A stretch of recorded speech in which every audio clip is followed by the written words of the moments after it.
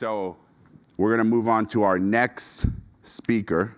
I'm super excited about this person. He was literally built. His name was built for our industry. He's going to be talking about where advice becomes belief and the moment clients stop becoming afraid, right? We're talking about having better conversations and putting you at the driver's seat of helping your clients live better lives and more confidently. So I want to invite up my friend Chris Quandt from Nitrogen. Thanks, Eric. Appreciate that, man. Clicker's right up. All right, appreciate it. Don't fear the reaper, don't fear the clicker is what I'm taking away from, hopefully it works. Yeah, my name is Chris Quandt, and I've had many people say, wait, did you get that name just because you're in this industry? Did you change your name? No, I didn't change my name. That is my name, born and raised with. So happy to be here with you today. Now, doing a few of these things, going through these sessions, you get to basically get up there and you watch other speakers and you're like, wow, they're really good. Man, I should open with something. How do I get people's attention right away? And one of the things I say is, well, ask people a question or get a survey or just get them thinking about something. And so one time I decided to do that and I said, all right, hey, everybody, I'm going to survey you in the room here. I've got a quick question for you.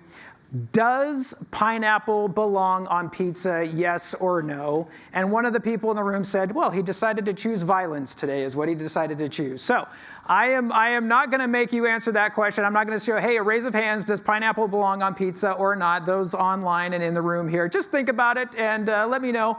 Let me know maybe afterwards what you think. I don't want any fist fights starting today. But one of the things we want to talk about the value of your advice. We talk about here, it's right here, making your advice indispensable. And one of the through lines of this talk today, it's going to be more of a conversation about the meeting that changes everything. So what's happening in those meetings?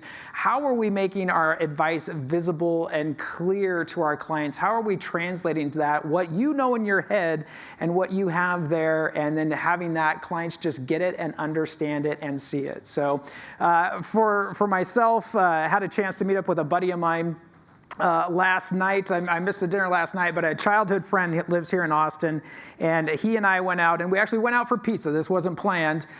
Pineapple was not on my pizza, by the way. And we started talking a lot about, we're in our mid-40s now. We've been talking about how our parents are getting older, how we've got kids that are still dependent on us. We're in that real middle space. And so how are we relating to each other, and how are we relating to those that are above us and those that are below us coming back up? And we're going to be talking a little bit through line here about how are we talking to our clients that are moving on to retirement? How are we bringing in that next generation? I know that this is something that we've talked about a lot. We've heard a lot about it here, but how are we bringing in that next generation into the conversation, into those beneficiaries and those folks that are going to inherit it? So here's what we're going to talk a little bit about today. The moment that matters, and we'll talk about talking to those clients. What is our invisible value? What is that? What's going on there? Shift.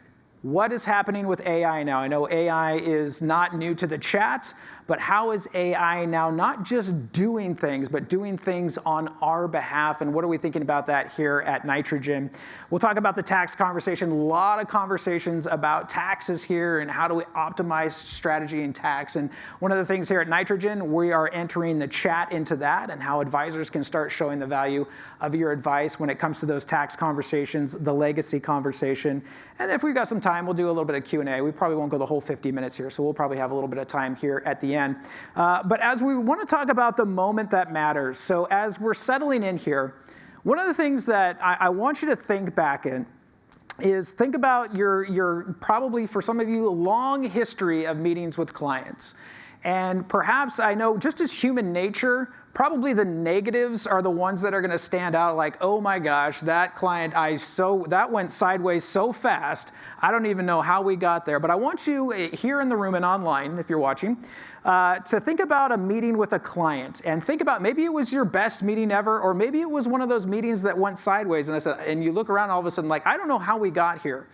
But I want you to think about how maybe it's a meeting where a client walked in with questions, or maybe they were a little confused, and how you were able to take that and you were able to move that towards clarity. Now, I've been with Nitrogen for about a decade now, so it's been a hot minute that I've been there. And if you're like, nitrogen, I like the purple. Okay, well, was that something before? It was Riskalyze. So if Riskalyze sounds familiar, that's who we are.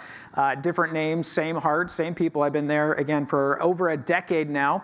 And during that time, you get to hear not only firsthand, but you get to hear a lot of stories from my coworkers, the folks that I've worked with, and also I've been talking to advisors all of these years. And it's been really cool to hear stories of how they've talked to their clients, how they're relating to their clients. And I had this advisor that a coworker shared with me, but it stuck with me. And it was actually just after he had gotten off of a call with this advisor. He said, you guys, you got to hear this, because I just talked to an advisor and he was telling me how, I asked him like, hey, how are you using Nitrogen? How are you starting to use it in your meetings? And he shared with me, he said, listen, I had a gal come in, she was a referral. She came my way. And she had just lost her husband, been married 40 years. Husband had been managing done all the finances. He passed away, and now all of a sudden she's in the driver's seat. And she was going through it, and she was with a large bank, and she was sitting down with the advisors at the bank, and they were running through everything, and she was getting up to speed on all of these things. And he said that something didn't feel right. Something felt off. She didn't know what it was, and so she thought, and very wisely, she thought, maybe I should get a second opinion. And with advisors, I tell y'all, I feel like you're doctors a lot of the times. People come in for a second opinion because something doesn't feel right, something feels off. And this advisor, who was using, at the time, Riskalyze, now Nitrogen, he said, well, let's see if we can see where the pain is coming from. Let me say, doctor, it hurts when I do this. Doctor says, don't do that. Well, let's see where we can figure out where that pain is so that we can identify maybe where you're feeling something's a little bit off, where that gut instinct, because you're your individual, you're not your husband. Things are going to be a little bit different now. So the advisor sat her down, took her through the risk questionnaire that we have, the risk assessment. She got her number. Now we can say things like, well, maybe you're a little bit more conservative, you're moderate, you're aggressive. And those are good starting points, but it's a bit subjective, because that could mean something different to me, conservative, than to you, than to the next person that walks into the room.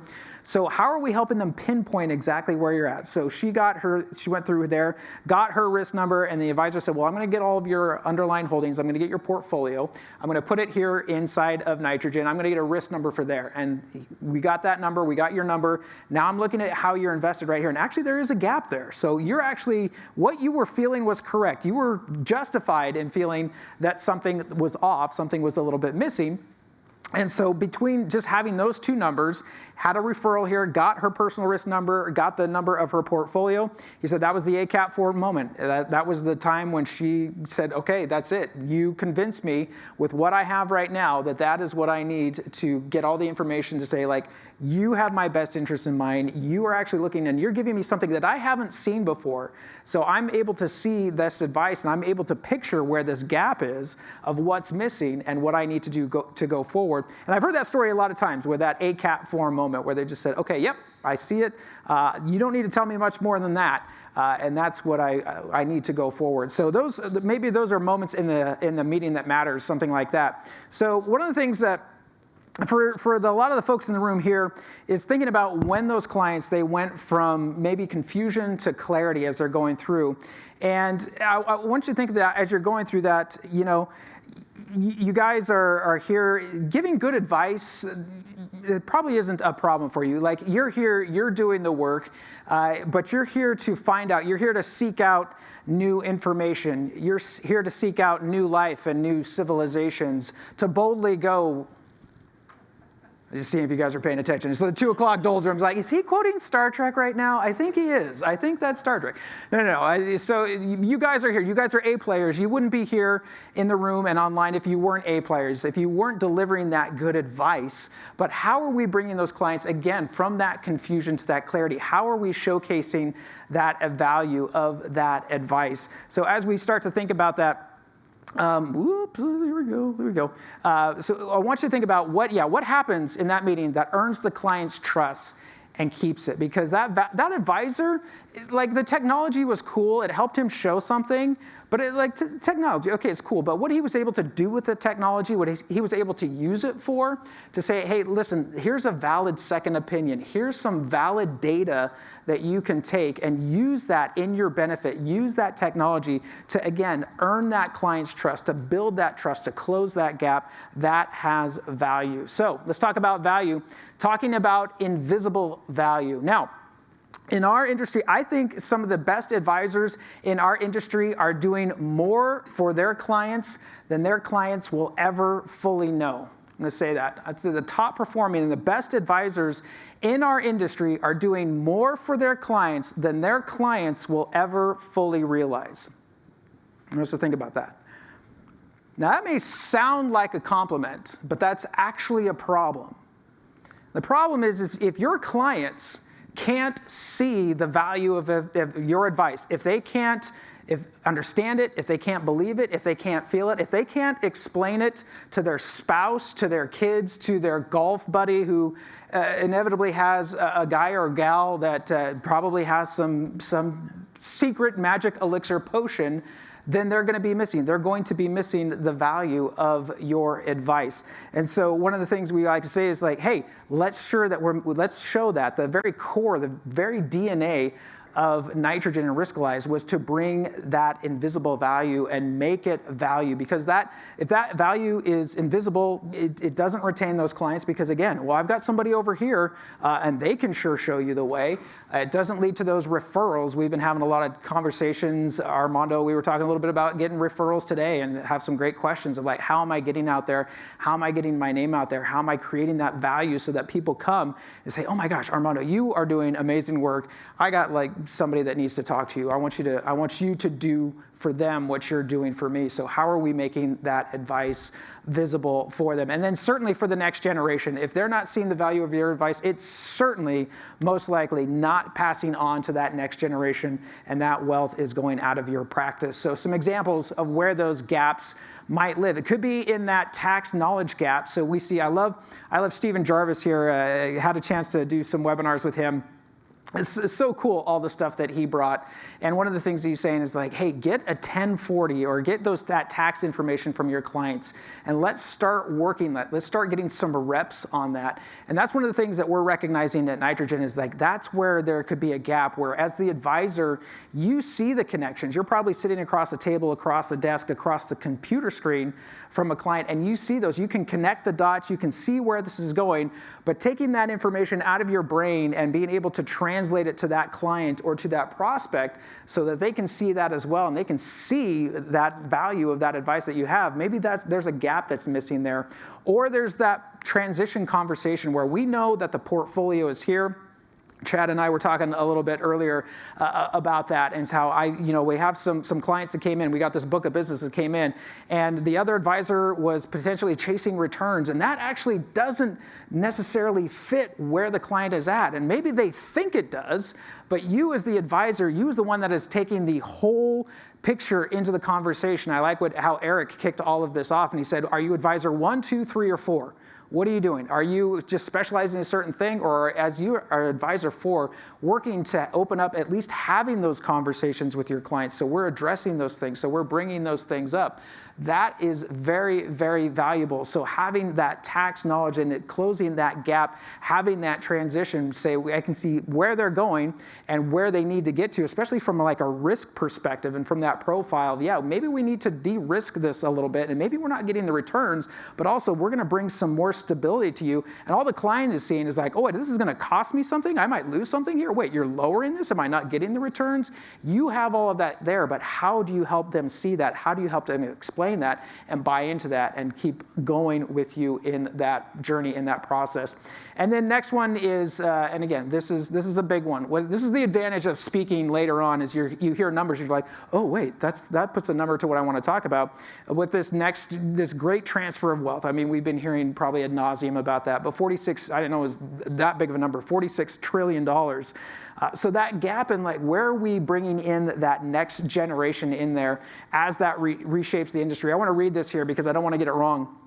2026 Natixis, I believe it, Natixis Investment Managers study found that nearly half of the people expected to inherit wealth say they don't plan to keep their parents' advisors, and fewer than half of advisors feel like they have a real plan for it. And taking a look at the broader picture, the data shows that traditional relationship models are failing to captivate younger generations.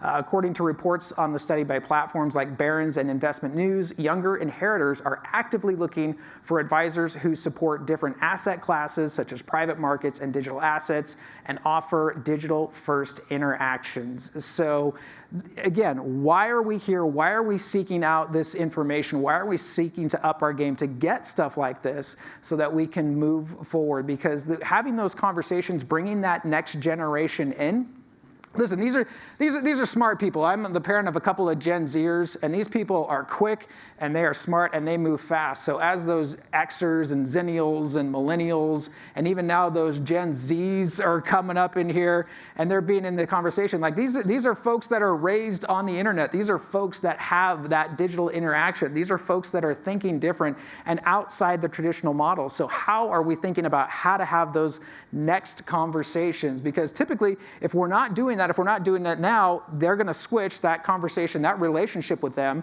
is starting from zero, or potentially it's starting with somebody else. So again, how are we starting to become that advisor for where we're working that into our process and being able to show what that looks like?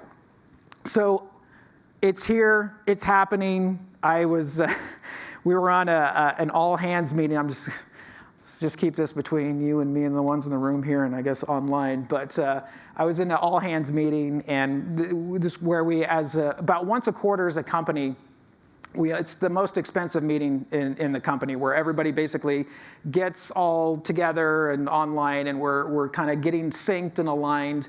And we hear from our head leadership, and we hear from our marketing, and we hear from sales, and we hear from engineering and the product team and all what's going on. And there's a spoof of a commercial out there which is like AI, AI, AI, AI, AI, AI, AI, AI. It was just like AI was the only word that you could ever heard. And we use Slack, and I Slacked one of my coworkers. I'm like, is there a term for AI fatigue, like AI conversational fatigue? Because all I'm hearing is AI. And now don't hear me wrong. Like it's definitely beneficial, and it's helping us improve so many things and be able to work smarter and faster.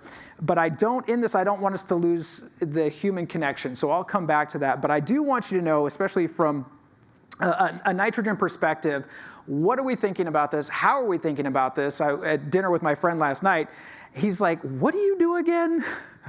And I was trying to explain to him what I do. And if you're kind of not in the industry, sometimes it's hard to wrap your head around. And he said, is AI coming for your job? And I said, well, I hope not. I hope that it's not going to replace that human connection, that human element. I don't think that at anytime soon AI is going to get up here and be able to tell dad jokes as good as I am be able to tell dad jokes. I don't think. We'll see. But I want to talk about how AI can start doing the thing that I think AI is intentioned to do and can be purposed for us to do, and that's AI doing the work for us. And inside of nitrogen, we're calling that nucleus. So if folks ask me like, hey, what's new in nitrogen? What's going on? What are you guys doing? Where are you guys thinking? Where's the ball going?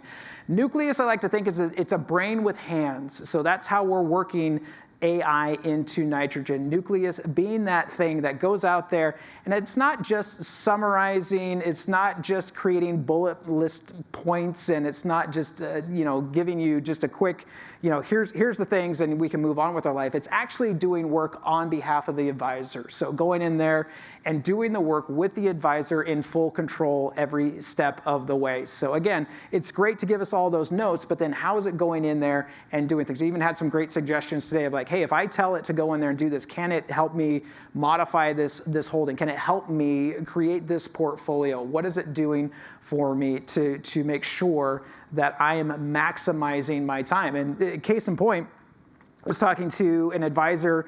We were getting ready to do a webinar together, and we were covering different aspects of how they're using nitrogen and how they're using it in their practice, whether it was with a client or with a prospect. And as we were going back and forth between a few things, she said, there was a quick pause, and she said, I've been debating whether I was going to share this story with you or not, and I'm going to share it.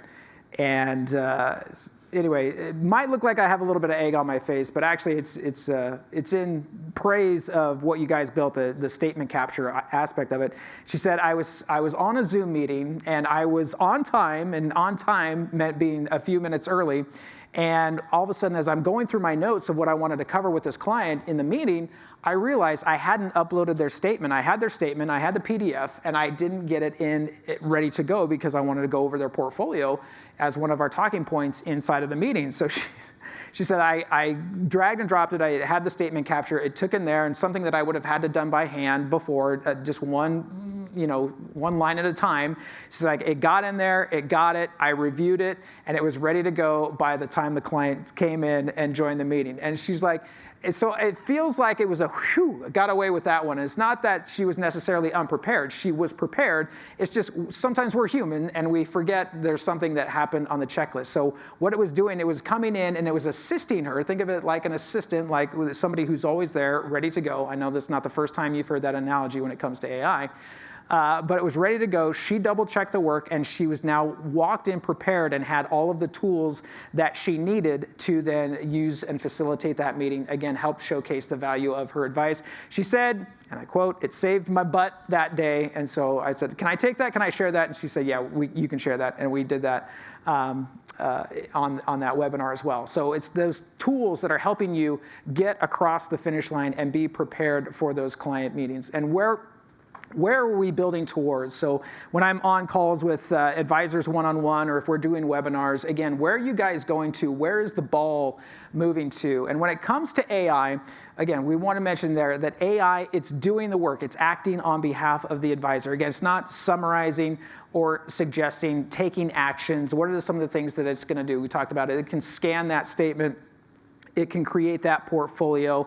It can work on opening that light financial planning, that retirement map there, creating those things inside of Nitrogen. It can send out these check-ins as we can check in with our clients. So there's different things in there that's assisting us of not only prepping for that client meeting, but then executing on that client meeting as well, generating those reports ahead of time. Connected intelligence is one of the things we say is that it needs to be connected. All of these things that we have inside of the platform there, all of that data that you're using, all of that we've collected over a decade here, how are we now using to connect all of those things? And it's not just an AI that's trained on just generally on the internet and just happens to know or specialize in something about finance. No, it's connected to all of the things that we have inside of Nitrogen. So whether it's that portfolio, whether it's the proposal, those risk numbers, all of that data that we have there, all of that is talking. And now that we're bringing in, and we'll talk about here in just a little bit, taxes and having those tax conversations, that 1040 information that's being uploaded there, integrating with CRMs like Redtail, like Wealthbox, like Salesforce, having that information feed with those client conversations. So we're getting all of this information together. So again, as it's doing work on your behalf, as you're prepping for those meetings, you're using that as your assistant, your all-on assistant to help you understand, get more information, even think of maybe questions that I didn't even know, that I couldn't even think about asking the client, and leaving more time for you to prepare and actually participate in those meetings. Michael Kitces said this, and again, it's something I'm going to read because I want to make sure that I don't get it wrong here. He spoke at our Fearless Investing Summit earlier this year, and he brought this up here, and he's brought it up several other places as well. He says he believes that AI will not replace the human financial advisor. So if you're kind of wondering, can a robot do my job? Well, according to one of the leading minds in our industry, he's like, no, it's not going to replace our human financial advisor. Rather, it's going to shift their primary value proposition from computational analysis to human connection, counseling, and specialized expertise. He suggests that the future will evolve towards a cyborg advisor, which if we could all put that behind our backs and draw a picture of what we think a cyborg advisor looks like, I would love to see what that looks like. Towards a cyborg advisor model where technology handles the analytics while humans provide the necessary empathy. So if you haven't been able to tell by now, I'm a big story guy. That's how I relate. That's how things stick in my brain. I'm better as a teammate, and if we think like, hey, our clients, these prospects that are walking in the door, they're potential teammates. How am I teaming up with these folks? I'm a better teammate to my team. I'm on a smaller team. There's about 4 of us. When I know when we take time to know what's going on in each other's lives, and not in like a creepy, like I'm going to overshare way going on in your life, but like we take intentional, and we've done this since COVID. I instituted a thing where we're like, hey, listen, I'm going to do a couple times on the week on the calendar where we're just going to have a coffee chat. And it's about a half an hour.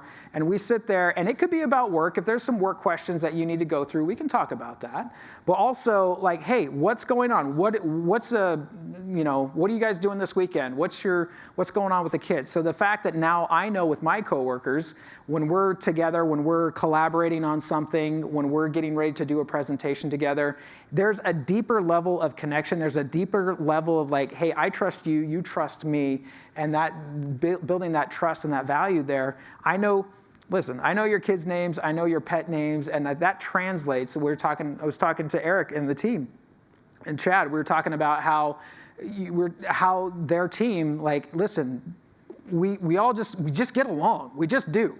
And realizing like the value of having people that you're working with that you trust and that you know that they trust you, like that is a really important thing. So freeing up time for your clients so that you can go maybe a little bit deeper, find out what's going on in their lives, because all of this is maybe giving you some more time ahead of time to open up some space to think about this. Aaron Klein, who is one of our founders now, he's on the board. He's moved on as the CEO of the company, but he was the CEO for the first, I don't know, was it nine, almost 10 years now. He shared this story. I saw it on LinkedIn, so it's out in the public sphere. So I figured if he put it out there, as long as I cite him, I can use this story too. But it was pretty impactful when it comes to this. And he said he was talking to an advisor recently, and he said this advisor shared a story how he had sat down, he had did an update meeting with his clients, and he had gone through all the numbers. He had all of the updates, he had all of the numbers, he had all of the stats and everything that needed to matter that the client would know, what's going on with their portfolio, what's going on with their financial journey.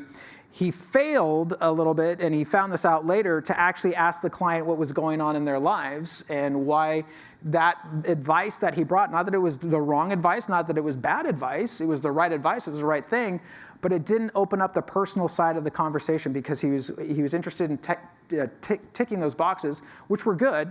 But he found out through a mutual friend after that this client of his was dealing with prostate cancer. And so that was the first thing that was on his mind. That was the most basically top of mind thing.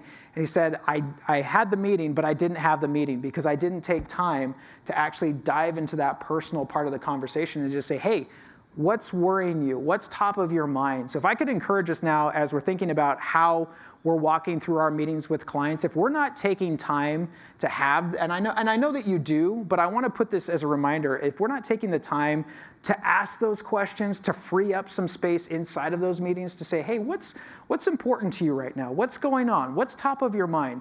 Let this be a reminder for you that let's create some space for that, to not only go through those metrics, but to also go through the metrics of life and make sure that we have them, not maybe the counseling hat on, but just the personal hat there as well. And all this to say, with all of this AI, all of this coming in, all of this help that's happening, the advisor's judgment doesn't change. It's how fast and how clearly that judgment reaches the client. So again, we get all of that information there, and then we can free up some time to even say, hey, tell me else what's going on in your life. What else should we be talking about? Talking about from obligation to opportunity, what does that look like? Well, in the tax conversation, again, a lot about taxes here. At Nitrogen, we think that's probably one of the most measurable and visible opportunities for advisors to come in and show the value of your advice is in that tax conversation. And as a company now, we're moving and have moved in that direction where we can help surface that up for you. So like Steven said, like, hey, you should be thinking about collecting tax documents from your clients, if nothing else, to get the reps in there, like I said, to get in there and learn how to read them. Now, we've got Tax Center. How are we helping, again, connect those dots for clients? How are we helping them see that it's not just, because it could go, here we are, we're going to be a very generic conversation about taxes, or we run the risk of spinning down into the weeds, and all of a sudden I'm in areas where, God bless the CPAs in the room, right? Like that, but also like that's not my jam, that's not my deal. And we had the question here yesterday, about like, listen, I'm nervous about going too far into the weeds. Like, how much tax education do I need to have, and where am I crossing a line there to where it's like, I don't want to be giving you advice that I shouldn't be giving you.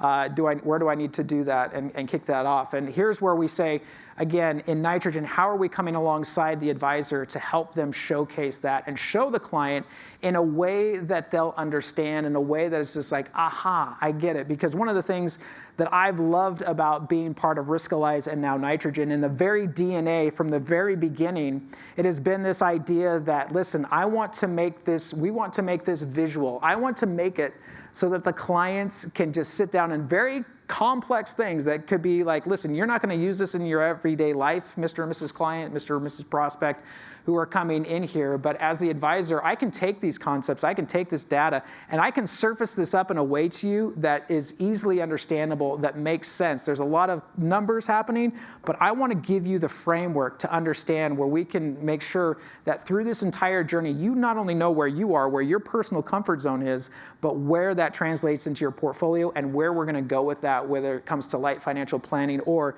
to when it comes to talking about things like taxes in here. And the entry point is pretty simple with using this tax center option. It's dropping in a 1040 there. It's uploading it, again, letting AI do the work, letting the assistant do the work, grabbing that 1040, and then surfacing up. We have a snapshot that surfaces up there. You can see an image of what that looks like a little bit on the screen there. So again, we're breaking it out. I am a big fan of pictures and colors. That's my thing. That makes it simpler for me. I'm like, ooh, okay, I think I can get that. If I can start to understand that, then your clients and your prospects can start to understand that as well. So we can go in there. We can see things like income brackets, deductions, opportunities that are in there, maybe some opportunities surfacing up that we might be missing, or we have missed or could have missed in the past. So we're not talking just taxes in general, but it's specific to that particular client, to their particular needs. Again, like Steven said, he's like, it's all right there. All of their information is right there on the tax documentation. So why wouldn't we take that and start running that through? I was talking to an advisor who has started using this. This is a newer thing. And as I was talking about, like, hey, how are you using this? He said, I'll take it with prospects, because as we're going through and we're seeing some information, or even just, I've got just a generic one up there. He said, I'll be he said, I do a lot of meetings virtually, but I'll throw up this snapshot scene on the screen there and just say, hey, listen, as part of what we're going to do for you, we're going to take a look at this, and we're also going to talk about your tax situation and things that might be missing and things that we could take advantage of. He says, I put it up there for just a little bit, and then I take it down.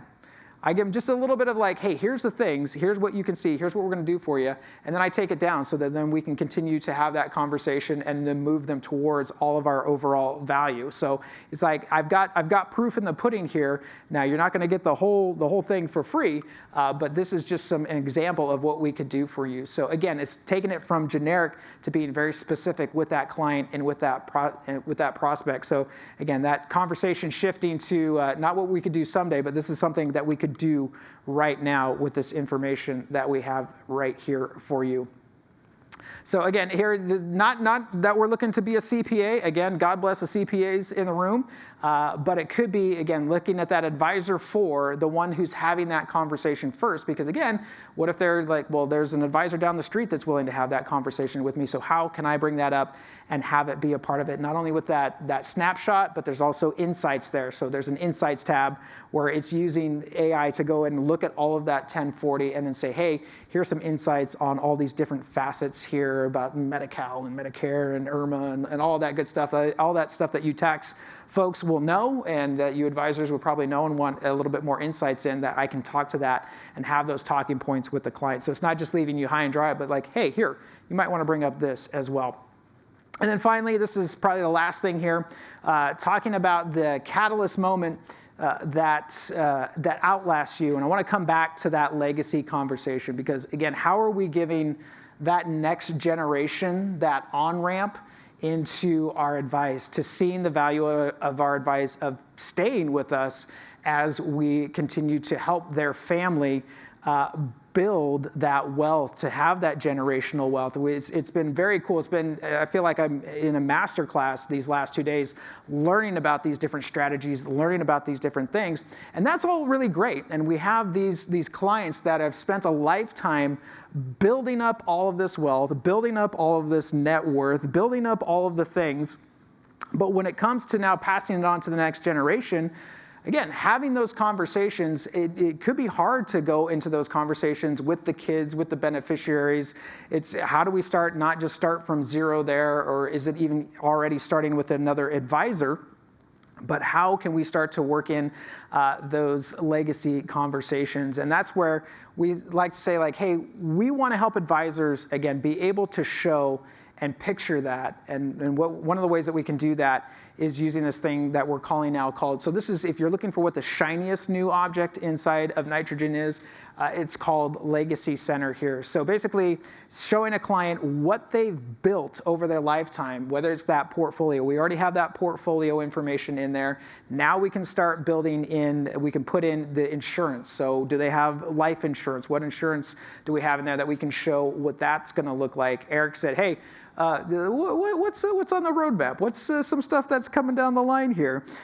Legacy Center is one of the things that we're using inside of Nitrogen to help demonstrate insurance and show off insurance even better inside of Nitrogen than we have in the past. So that's a thing that's helping us now show, like, hey, instead of just on a piece of paper, here some percentages, like this is going to go here and this is going to go here, the client can now actually see what they've built, whether it's with that insurance, with that portfolio, et cetera, and then where it's going to go. So when I see, oh, I've got, this amount is going to be split up between the kids.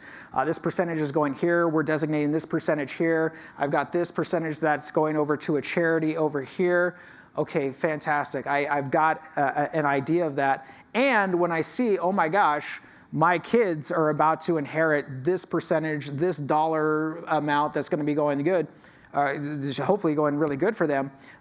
Who are they talking to about this? Do they have an advisor for this? Yeah, I should probably help assist in that as best I can for those kids to make sure that, listen, there's a reason that I trusted you as my advisor. There's a reason that I would like them to continue on with this and continue on with our generation of our family going through. That's where we have this thing called Legacy Key. So this is in the process of coming out right here. But again, how are we crossing that bridge? How are we making that introduction? So this is a client endorsed, branded from the firm introduction that goes out. It earns a place in the keep file, not a piece of paper, not just a random email that goes out, but it's a way for them to hold on to it. So when the time comes, and the time will come when the client passes and the estate transfers and the kids inherit the money, that they have now a way to get a hold of you as the advisor to say, hey, listen, you're my parents' advisor, you're my beneficiary's advisor. Here's how I want to get a hold of you and talk about what we need to do here with next steps. So again, keeping that all in the family here, keeping that inside of you, so that money isn't walking away from your firm. It isn't walking away from your practice. So again, the folks that were thinking, showing the value of your advice, you're not only showing it to the client there, you're showing it to that next generation, and hopefully keeping that funds and all that wealth for the next decades that are ready to come. So those are a lot of the things that are happening here in Nitrogen, helping to show the value of advice as you're going through it. So we like to say, invest fearlessly. It's not just a saying around here. It's what happens when the right advisors and the right tools are in the room together. So we want to make sure that you're able to help clients see that, understand it, believe it, and feel it as we're going through. So all that being said, I'm a little bit shorter here, probably finish here just a little bit early, but any questions before I wrap up my segment here, or any, like, what else is Nitrogen thinking about? Happy to answer any questions. And if I explained it that good and the vision is that clear, then please help out my Yelp reviews. That's awesome. All right. Well, thanks, you guys. And I'll be around for a little bit longer, but appreciate your time.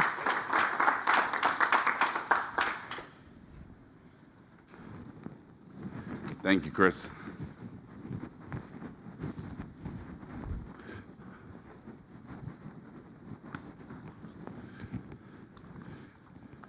All right, we are at a break from now until 3:10. So if you want to take the second art tour, now is the time to do it. I'm sure that there's food out there waiting for you, because what is a conference without food every 5 seconds? Also, on the back of your name badges, there is a QR code. Please take out your phone if you have one and scan it. All of the resources are there.